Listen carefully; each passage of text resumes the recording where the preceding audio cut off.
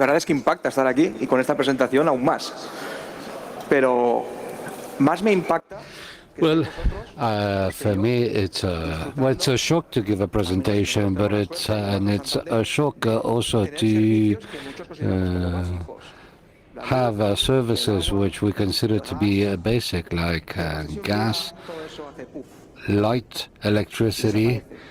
But what if all of a sudden this goes bang and it just disappears?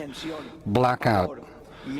How long would it take us to start panicking, start seeing riots in the street, things that we've seen in movies? But in an awful day, these things could happen. And what's the story in Spain? How's the situation in Spain? Let's look at it. What do we consider critical infrastructure? This is a good question. And by the way, this is something that isn't clear all the way. For instance, we have a water supply plants, energy systems. We always use nuclear plants because people are really scared of this. And systems like defense, for instance. That may include components that may be managed by control systems that are similar to the ones we use in companies. But we also have other systems like, for instance, telecommunications, television, radio, and infrastructures that allow for communication between different regions. In order to get to Santander, I took 2 trains, one from Valencia to Madrid and one from Madrid to Santander. Could have used other alternative means. Yes, I could have. This is also applied for traffic, roads, but private sector companies always need security.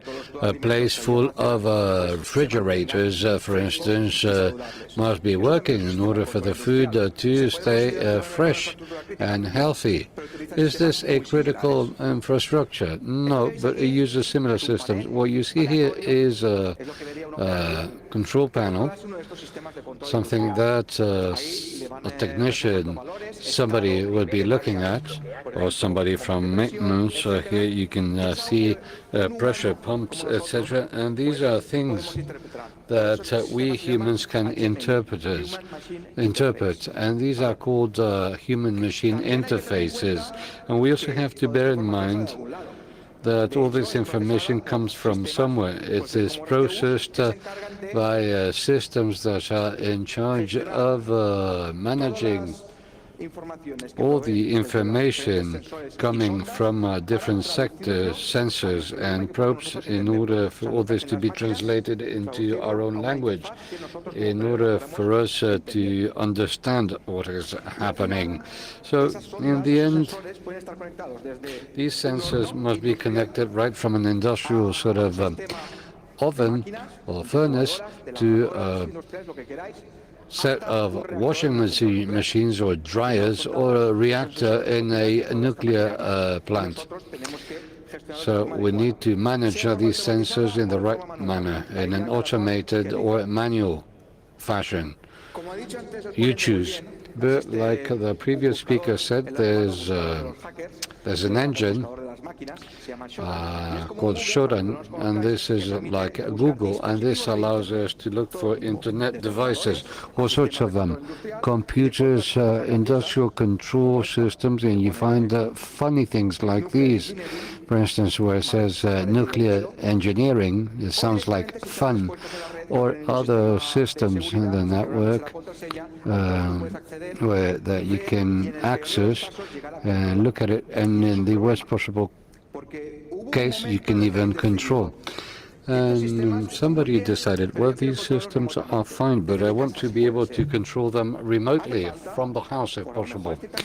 So is this necessary? Maybe not, but it's more comfortable. And this is where problems started. Here we just have a few from the last few years. I'm just going to focus on the ones that I highlighted.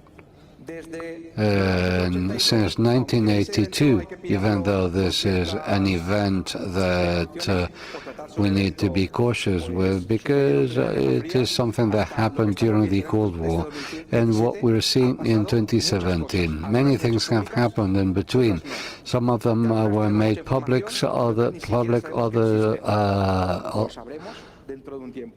others weren't. And to begin with, let's focus on something that was a landmark when people started speaking about industrial facilities security. Stuxnet. Here, this is when systems started detecting something in Iran, something that was focused in this place, Natam, which is the heart of Iranian nuclear program.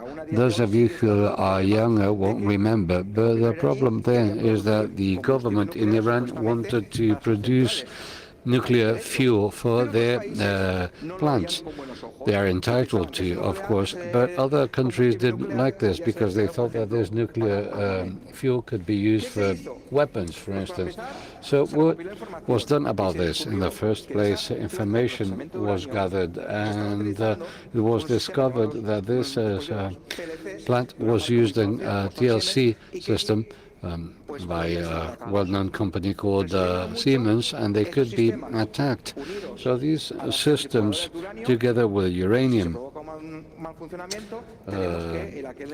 centrifugal machines, well, this could lead to a problem. This is just a summary, but now going down to the details. So how did this attack happen? The place you just saw is not a place you can access easily, or there's no connection for workers to be able to see football games. No, this was very well done. No external system was used. Some USB devices were used in this attack. They found out which scientists had access to this plant, and they infected USBs in order for them to take them into the plant and in order to for them to do their job. So why do I believe that this is still the more advanced sort of threat? Well, because 5 vulnerabilities were used. There was no patch to would solve them, and so far many of these things were unknown. For instance, this would allow for the code execution by viewing files, and vulnerabilities that allowed to move around an internal network, making use of security gaps, and this only through one or several USBs. The idea is to know which systems, could interact, and to have a threat that would do things like we're about to see. How did they know which systems were being used? Well, the funny thing is that the propaganda of the Iranian government allowed us to know this. These pictures were taken during a visit of the president to the plant, and here you can see in red, you see which machines were working at the time, and details in the control panels with blown up pictures where you see people working, and also details like the valves in these uranium machines in order to know who was using this. From then on, a map had to be done and to see which systems could be vulnerable. So what happened? Well, a very funny, smart attack. All the data that were fed from centrifugal machines to the operators or workers were normal, but actually they were fake, because the machines were not working as supposedly they were working. and the fuel that was being produced, none of that fuel could be used as this could be used as a fuel. So in the end, the program, the nuclear Iranian program was delayed because of this problem. And it is estimated that almost 1,000 of these centrifuge machines had to be thrown away. And who was behind all this? Well, nothing has been said about this, not officially anyway. One doesn't need to be too smart to know that Israel didn't like this Iranian program at all. So obviously many people were interested in this plant not working. So now we move to 2014. It's no longer Iran. Now we're moving to a very nice region, but which is in a conflict right now. And I'm speaking about Ukraine and what's happening in Ukraine. In Ukraine, many workers in utilities or other plants started receiving mails like we do on a daily basis, but funny sort of mails like this one, which supposedly comes from the Minister for Industrial Policies in Ukraine, and with an attachment, a zip file, and behind it there's something that is hidden, like a document, but that can be executed. This this is used in order to attack a critical structure by somebody who has control to these facilities. When they realized that it was no longer easy to include this executable thing to ZIP, late. Then Ukraine started having problems with Russia, and everything that was related to war, army, dissidents, rebels. That was quite interesting. So what did hackers do? They used a supposed report. It was hidden behind a PowerPoint presentation. There was information about these commands. This is what the operator, the worker, could see. He couldn't see what was happening behind all this. And here 2 files were being uploaded and that were embedded in those documents. 2 files that were hidden in a location, and one of them was hidden behind a .gif, but that could be run, that was executable. Buscaba abrir una puerta trasera en estos sistemas. That was runnable. So that's why remotely a hacker could do anything. Attacker could do anything. So all the alarms went off, and obviously the criminals, the attackers, stopped using these techniques, using this malware, and they started doing something different, that is, including malware within the macros of an Excel document. And this is an example, and we saw many more. They started including new functions. They didn't want to leave a trail, so they wanted to destroy the part of the hard disk they wanted to destroy. Once they had gone in and done whatever they wanted to do, they destroyed the hard disk. This is very bad if you do want to do a forensics sort of analysis, because you want to know which files have been downloaded and which ones have been run, and if they didn't want to destroy the whole hard disk, they looked for the extensions, they erased them, and not only this, but apart from this, they did other things. They used another alternative, or they used another pathway. Since they saw that the issue of macros works and sometimes doesn't work, what they do was to Trojanize a legitimate application. For instance, SSH. So they planted Trojan version, and what they did was following. They left a password, a default password, embedded there so that an attacker from the outside could access that machine that was compromised. So using some tools that allowed attackers to have a second entry gate. The conclusion from all this was that in those 2 dates, especially 23rd December 2015, a blackout happened, a blackout that affected around 500,000 people in an area in Ukraine. Now let's imagine the situation, 23rd of December, Ukraine. If those of you sitting here think it's cold or chilly, imagine what it was like in Ukraine. December, no lighting, no heating, apart from wood or coal, and no possibility to use any electrical device. So this represents a considerable attack. This really is an attack because it's affecting a very important part of a region that's fighting a neighbor.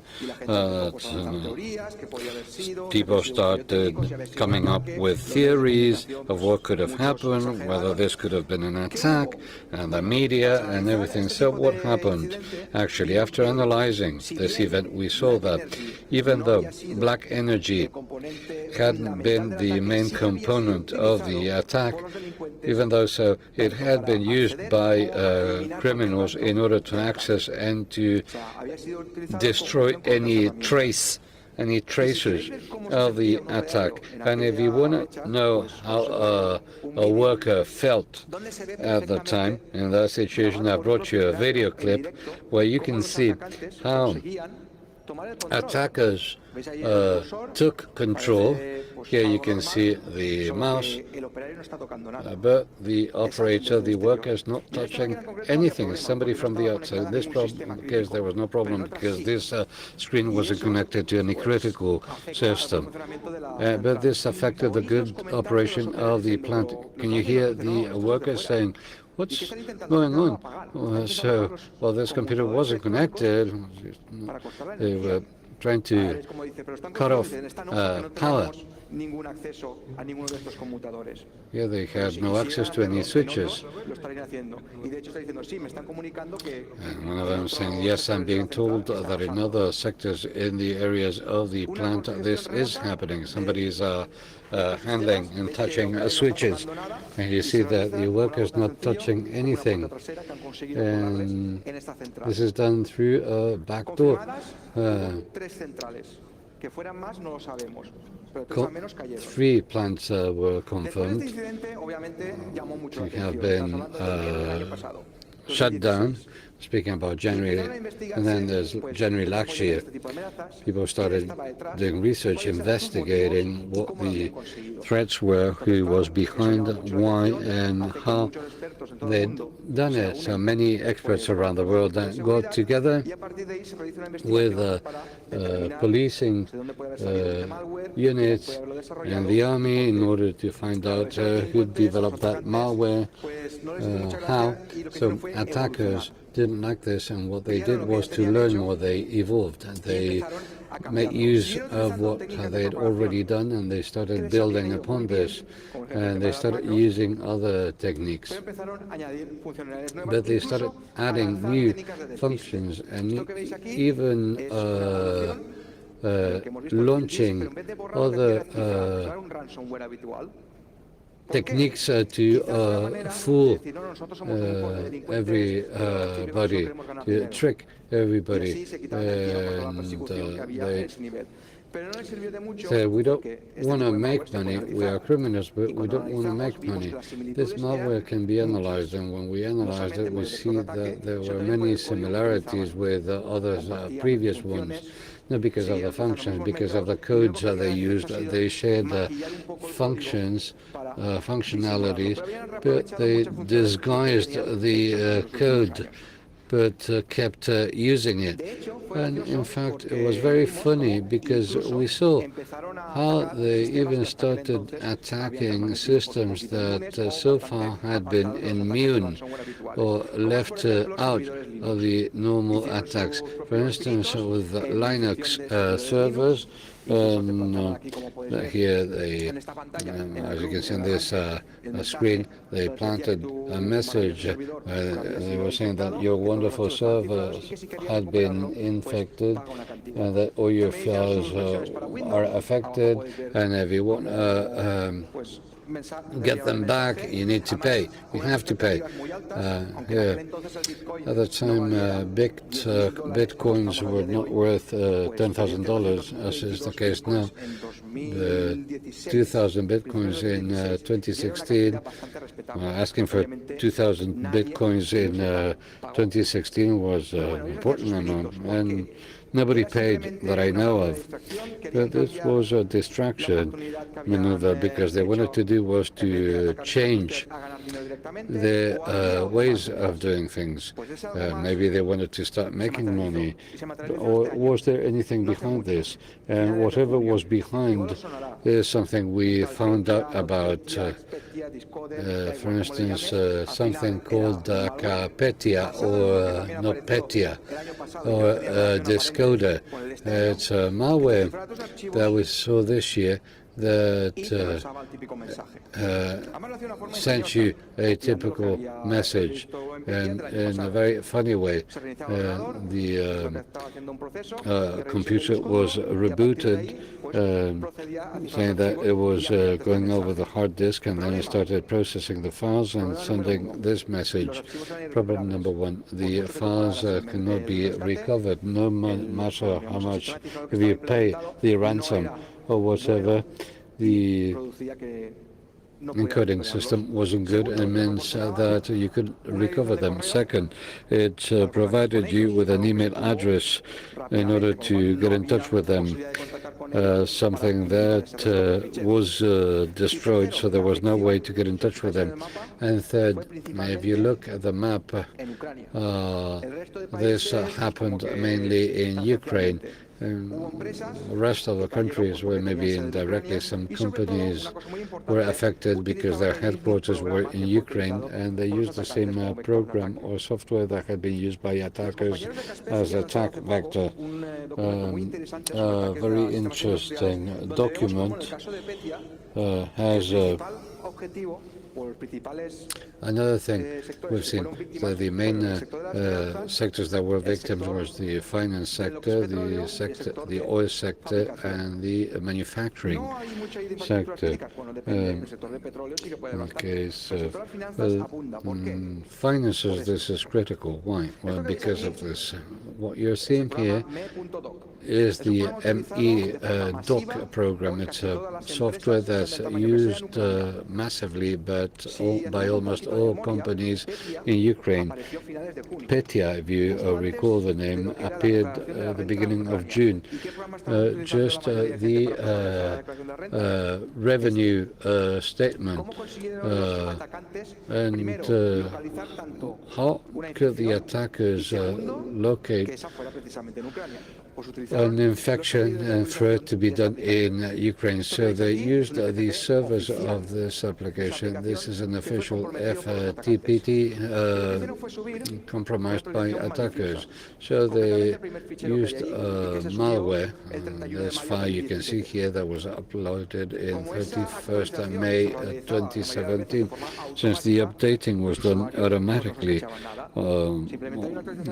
users didn't suspect anything. They said, well, a new application, let's download it and install it.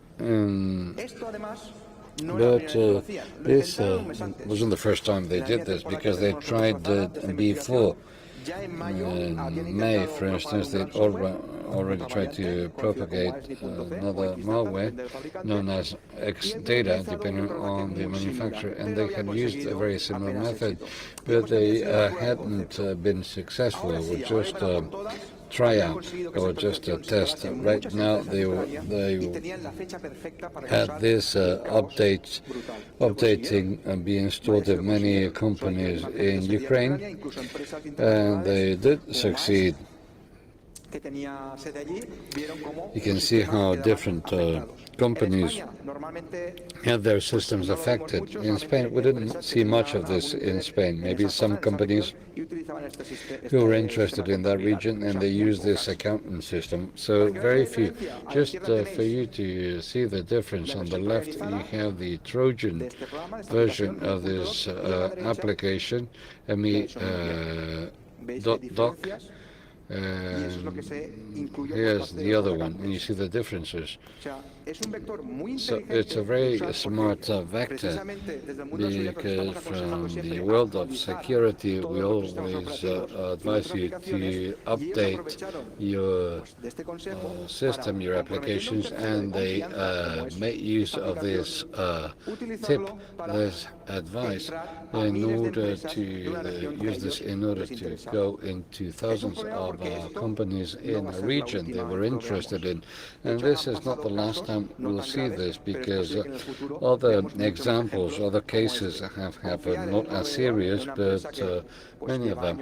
If you trust a supplier and somebody compromises their servers in order to infect us, and we've seen this in the case of ransomware with Mac, where several applications have been compromised during several hours using Trojan versions that these criminals used.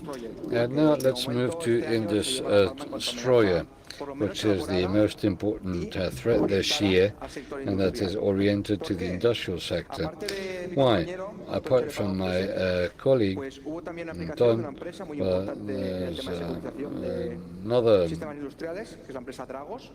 there's another company, Dragos, that we collaborate with, because we got many samples from them at the beginning of the year, and we started analyzing the way they worked and how they could affect an industrial facility.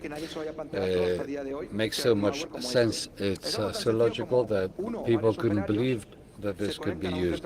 Several workers get in touch with the control center they control, and which is located within the vector area. They infect one single machine or several in a company or a factory or a utility, and this machine is the one that sends or receives commands from the industrial control systems, ones that activate turbines, etc. And if these commands are not expected, or they're no longer sent, then or stop being sent, then a utility stops producing power, electricity. The difference with respect to previous attacks is that the idea is not to infect the industrial systems or the PLCs of a given brand, but they want to do is to gain control of them by sending them illegitimate commands, orders. ¿Cómo es el esquema que han hecho ellos? So, how did they do all this? Here you can see a summary of what they were able to achieve. They set up two back doors. They have a main one and a backup one. They use the main one to install their malware. The question is how, although we believe that is electronically. And they install a Trojan version of the notepad through the second one that can always be used in case the main one is discovered. They also install additional tools, for example, remote control tools, in order to program an attack for a particular day. They can change that day anytime they want, and then to remove all trace whenever they've achieved whatever they wanted to. So the change here is the way in which they execute their actions. They aren't trying to infect PLC overseas, and they don't seem to want to have remote control.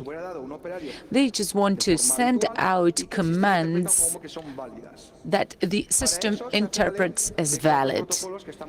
For that purpose, they use very widely spread protocols in the industry. These 4 protocols, the first one is a bit older, enable the communication through the serial port with other industry systems. So what they are trying to do is to see that they are actually executing, that there is a process running, and what they do is to bring that down and use their own, and also use security devices in order to avoid entrances from the communications ports. So they are the only one authorized to establish this communication. Then there is this 104, which is more modern, which allows to send commands through a network with a TCP/IP configuration. It's more thorough, and it allows to look up for files with logs and configurations in order to establish routes to download the commands. There is a problem attached to that protocol, because the serial port communication would be local, but with 104 they can do it remotely. Actually, what they would do wasn't an attack to a particular system. They would look for all the systems in the network through two processes, range and shift. And what they would do was to shut them down one by one automatically. Instead of using the mouse and clicking them out, they would look for all the monitored industrial system processes that are controlling different appliances, and they shut them off one by one automatically. And when this is finished, the program is over.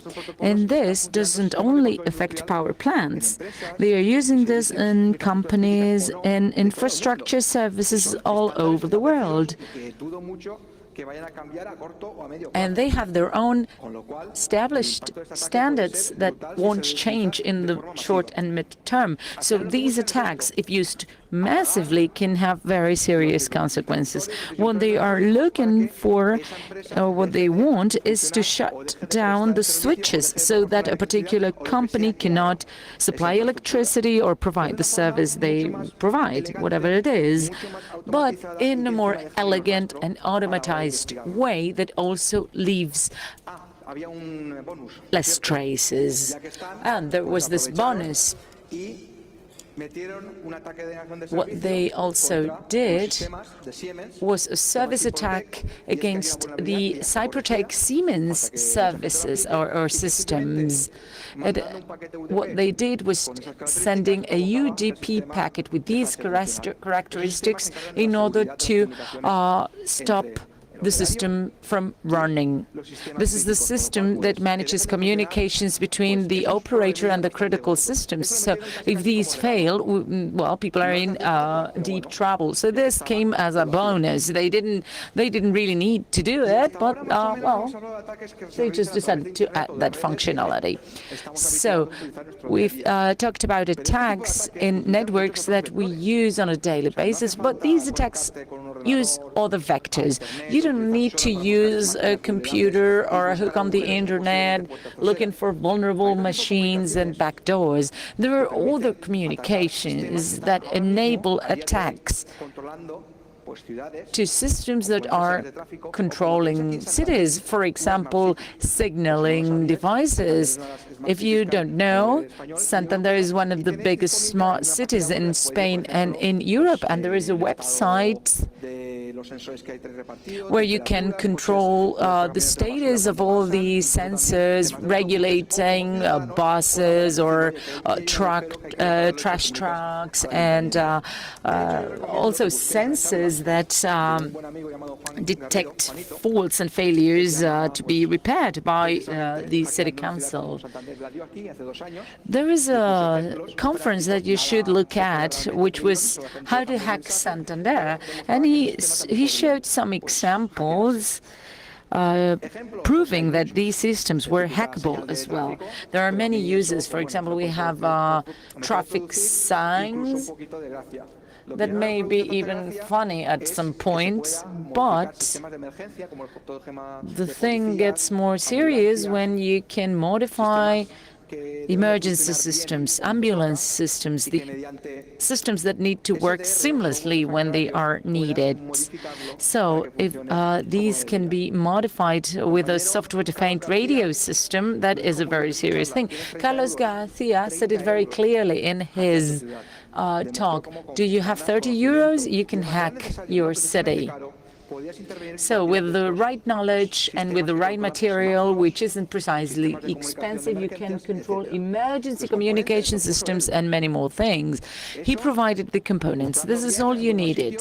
If you buy this kind of devices and AliExpress, for instance, you can build the device for less than 30 euros. Of course, you need to have the knowledge, but if someone can make this with the right amount of research, it is very concerning that no measures have been taken in order to avoid this from happening in a larger scale.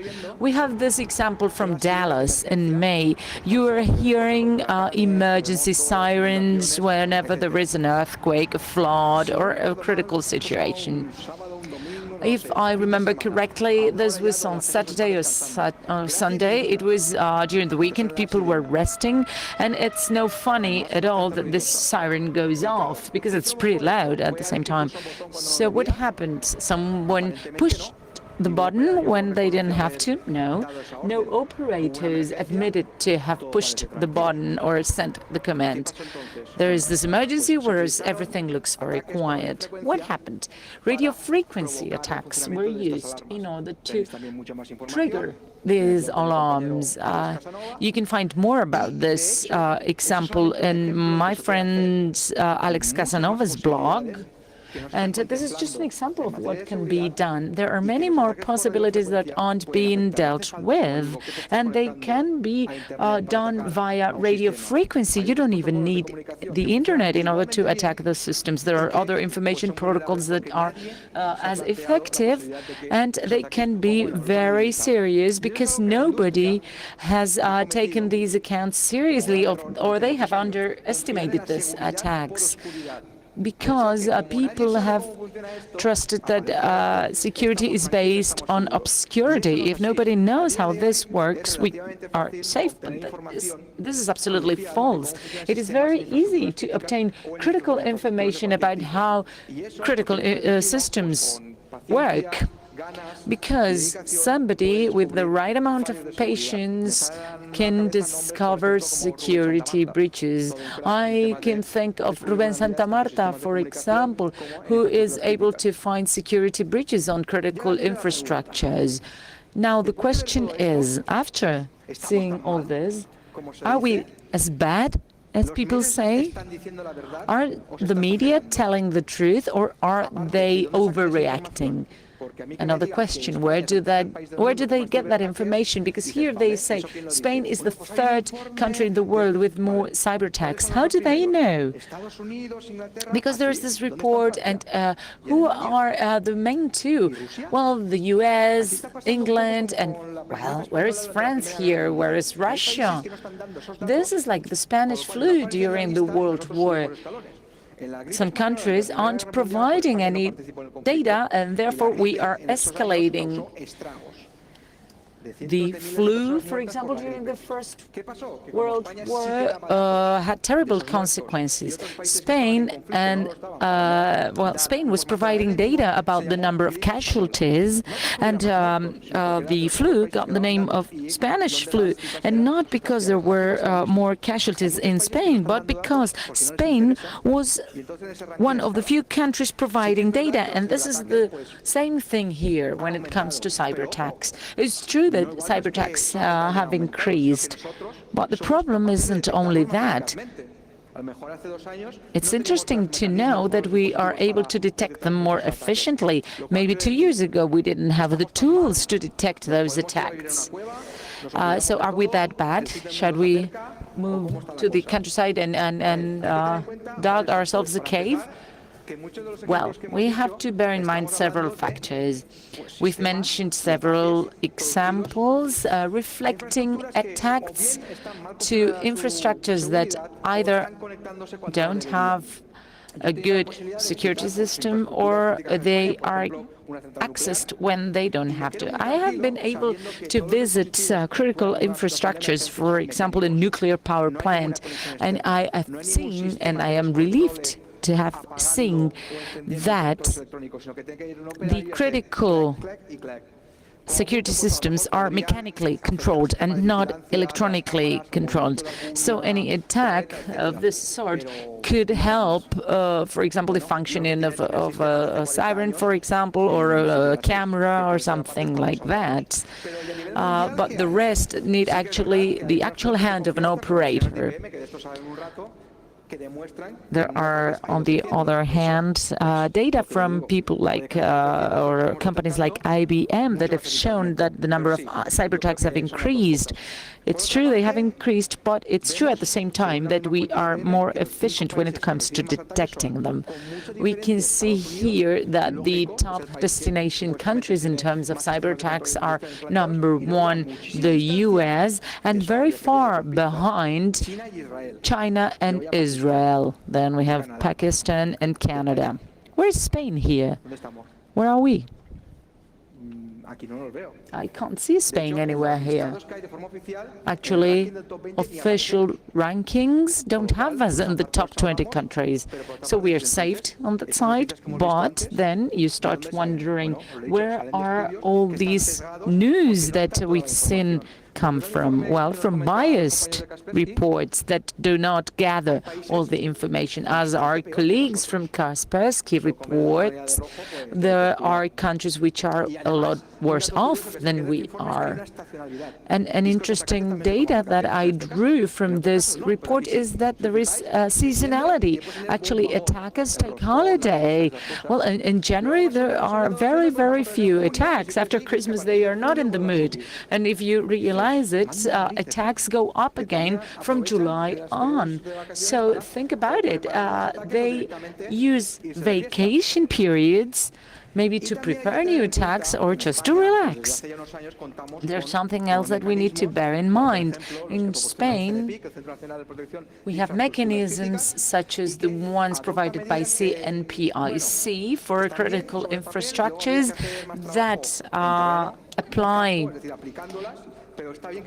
measures that look good on paper, although they haven't been very widely used in practical terms, but they are being more and more used. When I was preparing this presentation yesterday, INCIBE is preparing something new, and this is my next point.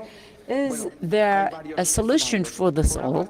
Well, there are several scenarios. We can use old technology, as I said before, which is unfeasible today in light of how technology is evolving. We need to develop safer and more secure technology.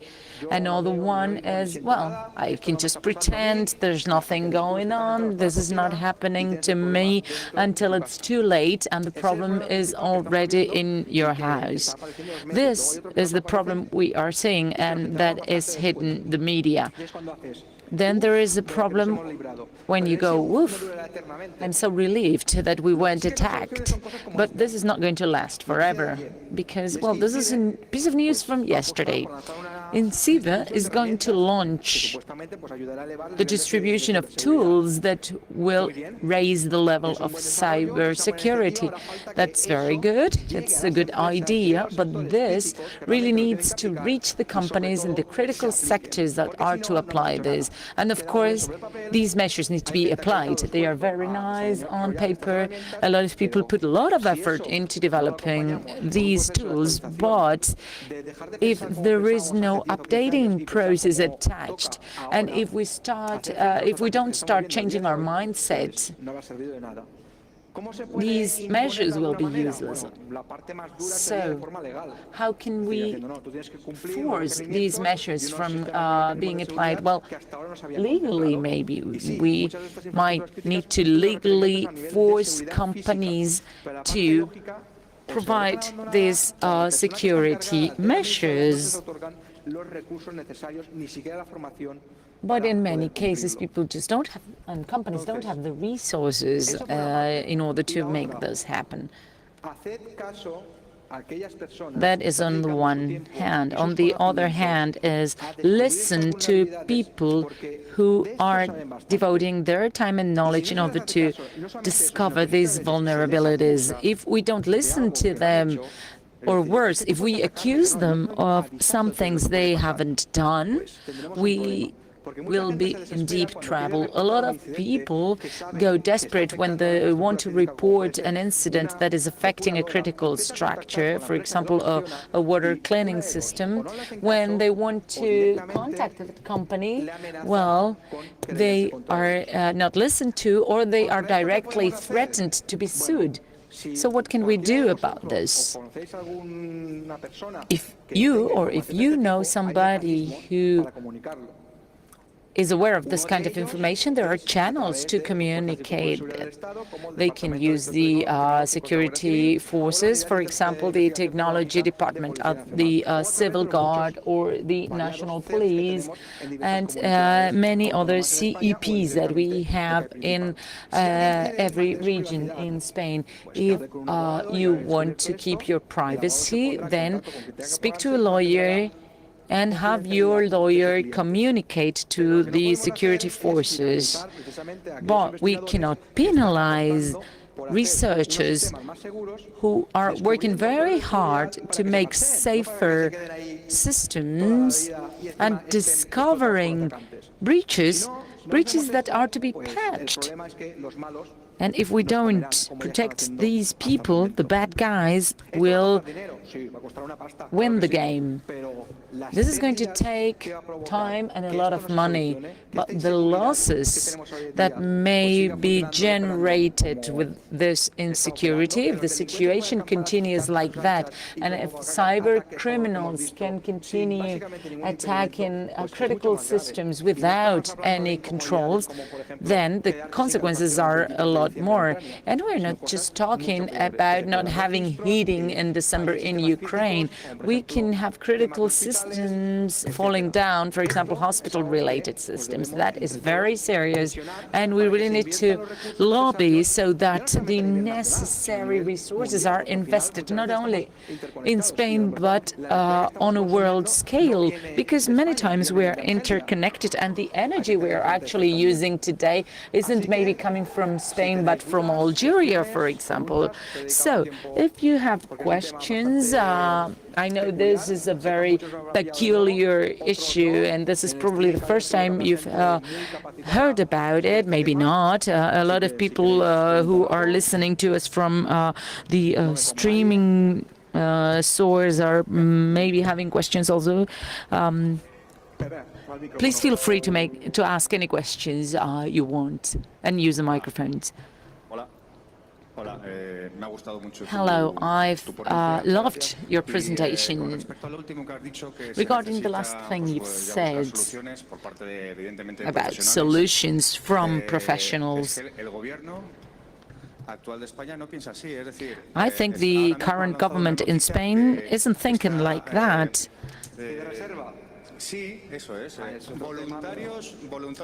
Because I've heard this piece of news saying that the government is trying to recruit volunteers to act as reservists.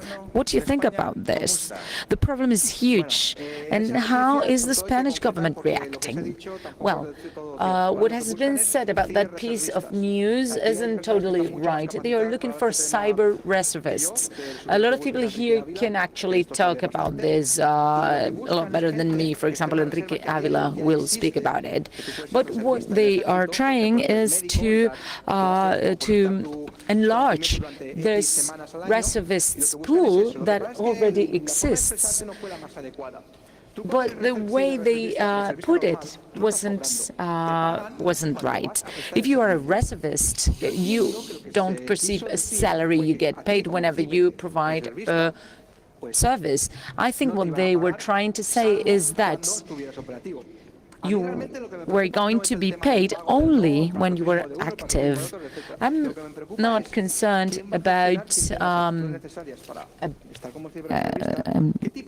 what I'm concerned is who has the right aptitudes to work as a reservist, and who can, and if someone can launch attacks saying that they were acting on behalf of the government. It's good that people who are providing services for the government are adequately paid. That's okay.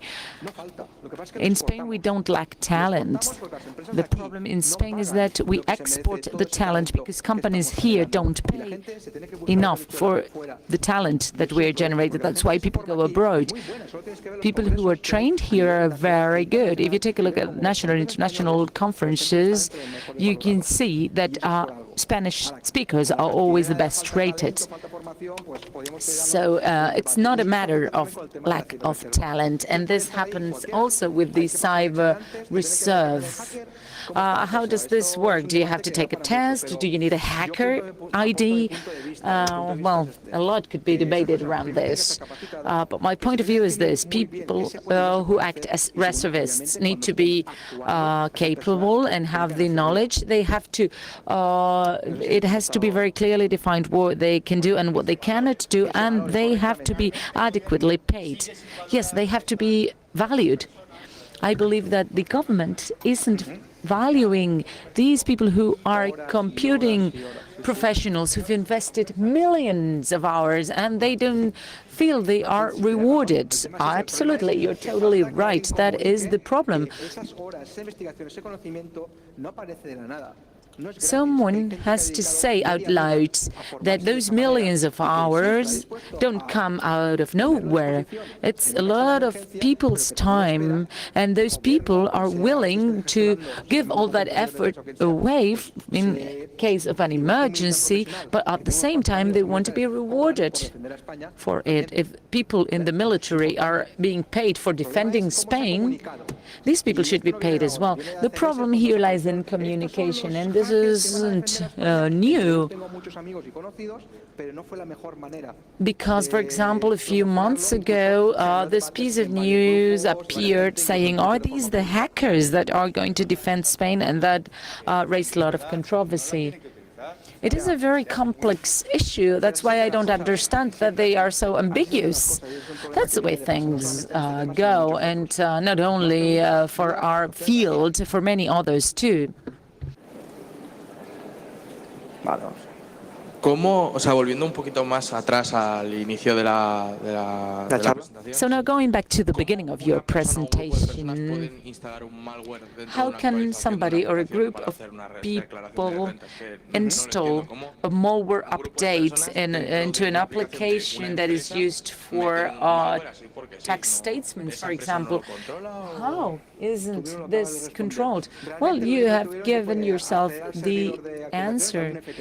In this case, they access public FTP, but their security measures were breached. And what they did was to modify that application to include a file that wasn't originally there. After they did that, People would just download the update, and as a result, their machines were infected. So in this case, they were looking for more direct attacks, for example, ransomware, spyware, etc. So there was a configuration breach on the part of the software development company when it comes to defining who and what can be introduced in updates, and also another failure that involved the fact that the download of updates wasn't controlled.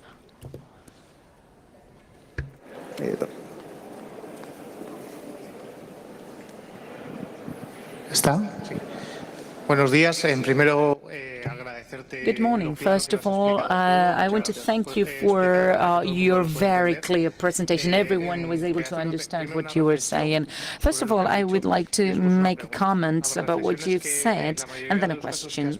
Well, the comment is, in most of the cases you've showed, the problem is that people don't use computers for what they are, and they don't have enough training. As a result, most vulnerabilities are related to that. That's just my comment. And the question is, when it comes to Internet of Things, well, I'm quite scared of this kind of thing. We have light bulbs that can be controlled from the Internet, coffee machines that can be controlled from the Internet. I don't think that the security of this kind of elements is very high. I would like to know what your opinion is. Of course, unfortunately, you are right. Most of the Internet of Things devices don't have security as one of their priorities. Why? Because that delays development, and it can take longer to launch a new product to the market. And this is something that we can see very clearly. We have more and more devices of this sort connected, and that would enable criminals to do that kind of thing.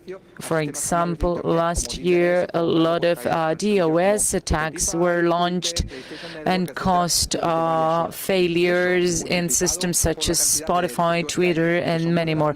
If we multiply this by the millions of devices, of vulnerable devices we have, we can be in a lot of trouble. Well, we as consumers can also say, I'm not buying this thing because it's not secure. And on the other hand, we can also promote regulations from the public powers.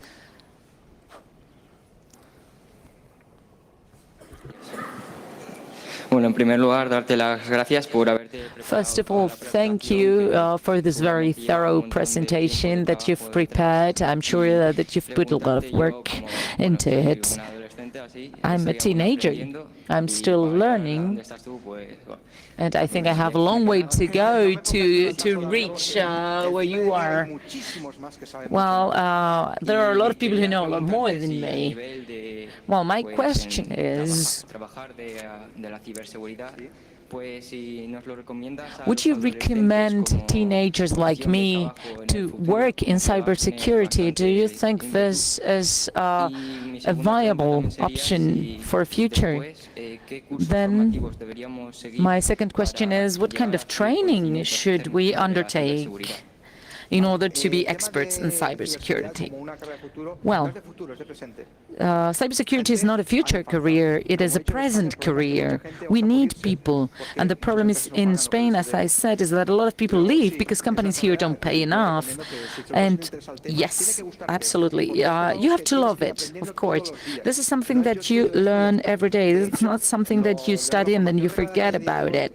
Actually, the training that we have today just gives you basic pillars, very general fundamentals, so that you can specialize with masters, courses, etc. But what is crucial here is the practice. Studying only isn't enough. You need to be curious.